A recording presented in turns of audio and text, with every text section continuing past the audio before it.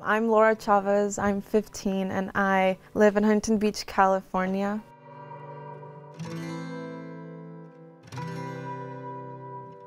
My family consists of my mom and my dad, and then my brother. I'm the youngest one. My mom is from Puebla, Mexico, and my dad is from Puerto Vallarta, Mexico. So they both crossed illegally and they came to the US. My mom, she's the only illegal one in my family right now, but she is in the process of becoming legal. Growing up, I never really wanted her to work because I was afraid that ICE would come. It just really made me a lot more fearful of things when I shouldn't have been. I was my parents' perfect child.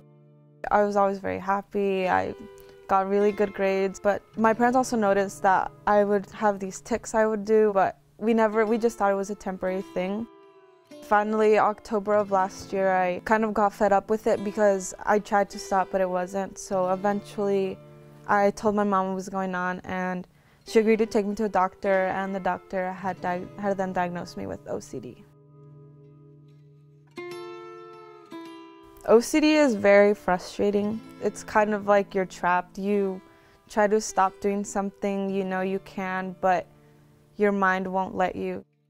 My goal was, and still is, for my parents to accept the fact that I have OCD, and maybe I still am perfect in their eyes, ignoring OCD, but we can't ignore it. Growing up, my brother and I had a very good relationship, and then after I had gotten diagnosed with OCD, he would tease me a lot because he would say I was being dramatic or I did it for attention, when in reality, that was the last thing I ever wanted. The doctor called us back in and explained to my parents that there could be a use of medication that could really help me just calm down my nerves and my stress and my anxiety. My parents simply said, we just want what's best for her and what will help her, and that's when I really knew that my parents were really starting to accept me and accept my OCD. I think from that, the relationship between my parents and I had really gotten closer, and it's still growing to this day. Tell me about what it was like for you to watch that 9-minute clip of Life on the Line. I felt very bad for her because sometimes I think some situations I'm in are bad, when in reality her situation is a lot worse than any situations I have ever been and probably ever will be.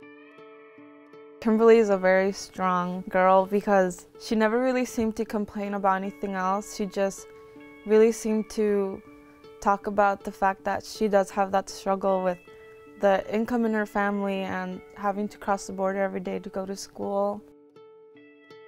She really inspires me to just feel a bit stronger about the situations I'm in because nothing is really as bad as it seems.